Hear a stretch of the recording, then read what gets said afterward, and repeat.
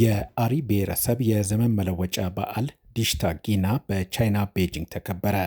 በቻይና የሚገኙ ኢትዮጵያውያን ተማሪዎች ለማውንቴንስ ሚዲያ በላኩት መልእክት በዓሉ የአሪን ብሔረሰብ ባህልና ወግ በሚገልጽ መልኩ ተከብሯል።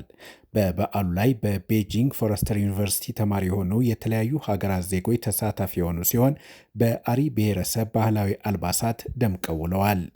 የበዓሉ መከበር የኢትዮጵያን ባህል ከተለያዩ ሀገራት ለመጡ ተማሪዎች ለማስተዋወቅ ትልቅ ዕድል መፍጠሩን ተማሪ አሊ ሰይድ ለማውንቴንስ ሚዲያ ገልጿል። በፕሮግራሙ ላይ ንግግር ያደረገው ተማሪ ያሱ ዘርፉ የአሪ ብሔረሰብን ባህላዊ እሴቶች አስተዋውቋል። ይሁንና በዓሉ በዞኑ ዋና ከተማ በድምቀት እንዳይከበር የማርበርግ ቫይረስ መከሰት እንቅፋት መሆኑን ገልጿል። ይህም የዘንድሮውን በዓል በልዩ ሁኔታ እንድናስበው የሚያደርገን ነው ብሏል።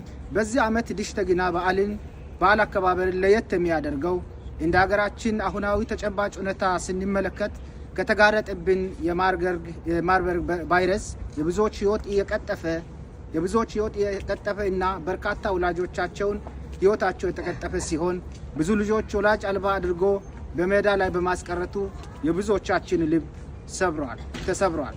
ከዚህ በተጨማሪ እንደከዚሁ ቀደሙ ህብረተሰቡ ደስታውን፣ መተሳሰቡን እንዲሁም ለሌላው ያለውን እና ፍቅሩን የሚገልጽበት የአከባበር ጊዜ እንዲሆን ቀደም በአደባባይ ይከበር የነበረው መሆኑ ቀርቶ ዘንድሮ ሰው በቤቱ እንዲያከብር መሆኑ ታሪካዊ ያደርገዋል። በመሆኑም ከተጋረጠብን ከዚህ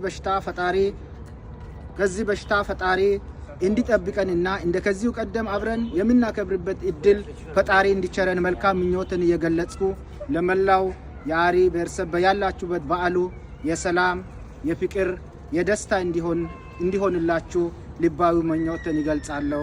አመሰግናለሁ።